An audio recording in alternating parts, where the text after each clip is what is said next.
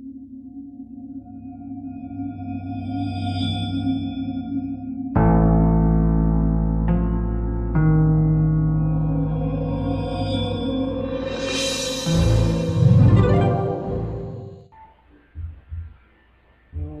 back once again to the Imaginary Gallery. It's TJ, your host, spotting toxic people. Now, I've found a book that I bought a long time ago. It looks like this. It's called Psychopath Free. Many of the concepts apply to more than just psychopaths. Other cluster Bs come to mind, but I was just reviewing it after I bought it quite a while ago, but figured I would share some of the 30 red flags that the author Jackson Mackenzie has put so eloquently into this book. The author starts out by saying that there are a lot of phenomenal studies on the traits and characteristics of psychopaths. And he tells you can look on the internet and you will find them. These red flags he's got listed, though, he says, they're intended to supplement the resources you can find online. And you may ask, well, what's different about this list? Well, he states it's specifically about relationships and also about you. And he states that each point requires introspection and self-awareness. Because if you want to spot toxic people, you can't focus entirely on their behavior. That's only, as he says, half of the battle. He says you must also come to recognize the looming red flags in your own heart. And then, he claims, you will be ready for anything. Well, number one on his list is gaslighting and crazy making. Now, I've done videos on that, but he states that these people blatantly deny their own manipulative behavior and ignore evidence when it's confronted. They become dismissive and critical if you attempt to disprove their lies with facts. Instead of these monsters actually addressing their inappropriate behavior, somehow it's switched around to become your fault. Because you're too sensitive. You're crazy. I've heard that one quite a few times, and I said, really? Well, I'm proud of it. Toxic people try to condition you to believe that the problem is not the abuse, but instead it's your reactions, which I believe a commenter stated that once, that their toxic partner said, the only problem is that you're mad about what I've done. That's the only problem. Sick. Anyway, the second one he lists is they cannot put themselves in your shoes, or anybody else's for that matter, which is the no empathy. And you may find yourself desperately trying to explain how the other person might feel if you were treating them this way, and they just stare at you blankly. And you eventually learn not to communicate your feelings with them because you just get silence or some kind of annoyance. That's control. And the next one is number 3, the ultimate hypocrite. And he says, do as I say, not as I do. They have really high expectations for fidelity, respect, and adoration. Yet, after the idealization phase, they will give none of this back to you. They'll cheat, lie, criticize, manipulate, but you are expected to remain perfect. Otherwise, you'll be promptly replaced by someone else who will be. And you'll be called unstable. Number 4 is pathological lying and excuses. And this is true, I've covered as well. There's always an excuse for everything, even things that don't even need to be excused. They make up these lies faster than you can question them. They constantly blame others, external locus of control. Nothing's ever their fault. They spend more time rationalizing their behavior than improving it. Even when caught in a lie, there's no remorse or embarrassment. I've said that before too. It seems as if they sometimes wanted you to catch them. And then, of course, the number 5 is they focus on your mistakes but ignore their own. If they're 2 hours late, don't forget that once you were 5 minutes late for your first date. If you point out their inappropriate behavior, they'll always want to turn it back to you. What about the time you were late that 5 minutes, huh? And they do. It's sick. They do this crap. And you might begin to adopt perfectionist qualities because you're very aware that any tiny mistake will later be used against you.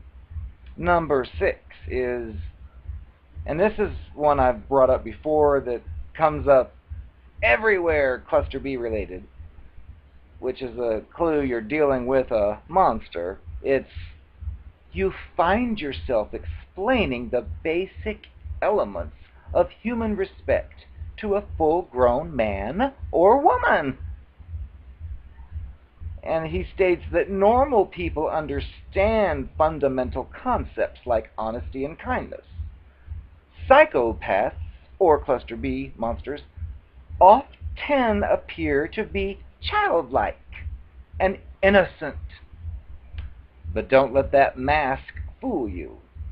No adult should need to be told how he or she is making others feel. Number 7 is selfishness and a crippling thirst for attention. They drain the energy from you and consume your whole life. Their demand for adoration is insatiable. You thought you were the only one who could make them happy, but now you feel that anyone with a beating pulse could fit the role. However, the truth is, no one can fill the void of the psychopath's soul. What soul? There isn't one. Number 8 accuses you of feeling emotions that they are intentionally provoking, such as calling you jealous after blatantly flirting with an ex in front of you or online. They call you needy after intentionally ignoring you for several days. They use your manufactured reactions to garner sympathy from other targets, trying to prove how hysterical you've become. You probably once considered yourself to be a very easygoing person, but after encountering such a monster, that will turn temporarily upside down.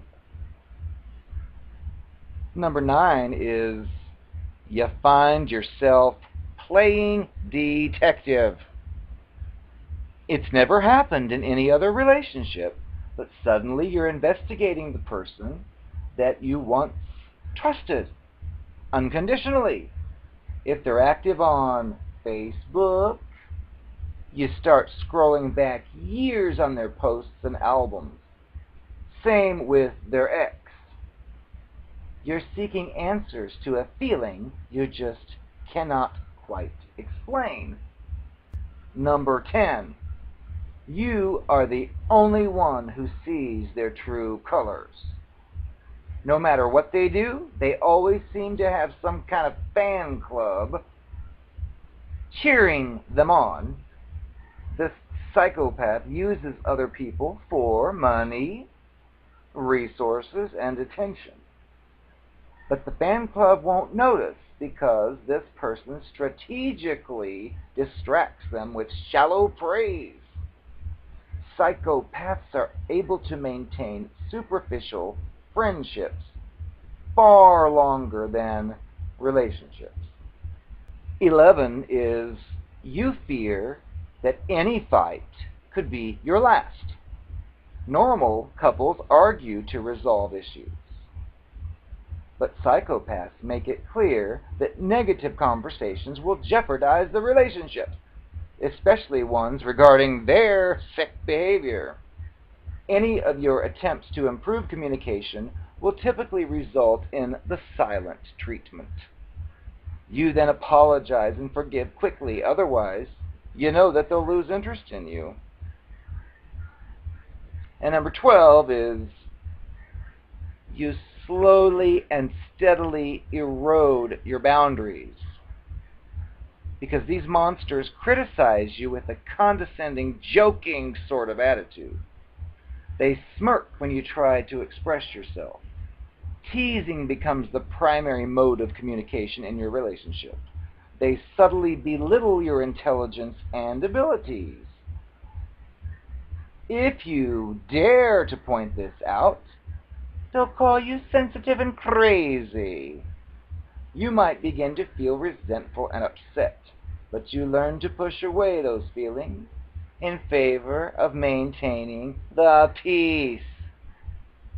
Number 13, they withhold attention and undermine your self-esteem. After once showering you with non-stop attention and admiration in that love bomb idealization phase, they suddenly seem completely bored by you. They treat you with silence and become very annoyed that you're interested in continuing the passionate relationship that they created. You begin to feel like a chore to them. And then number 14 is they expect you to read their mind. I ain't Miss Cleo. And he says if they stop communicating with you for several days, it's your fault for not knowing about the plans they never told you about. There will always be some kind of excuse that makes them out to be the victim to go along with this.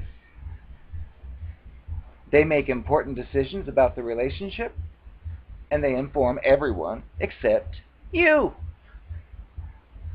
And then number 15. You feel on edge around this person, but you still want them to like you. You find yourself writing off most of their questionable behavior as accidental or insensitive because you're in constant competition with others for their attention and praise. They don't seem to care when you leave their side. They can just as easily move on to the next source of energy.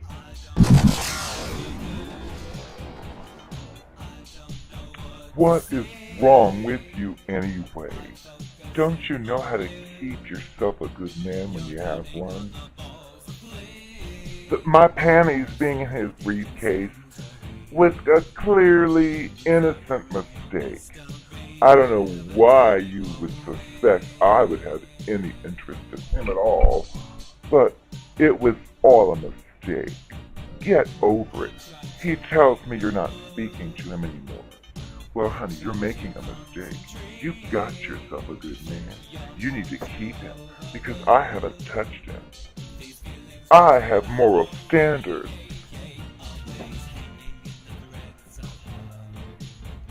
Well,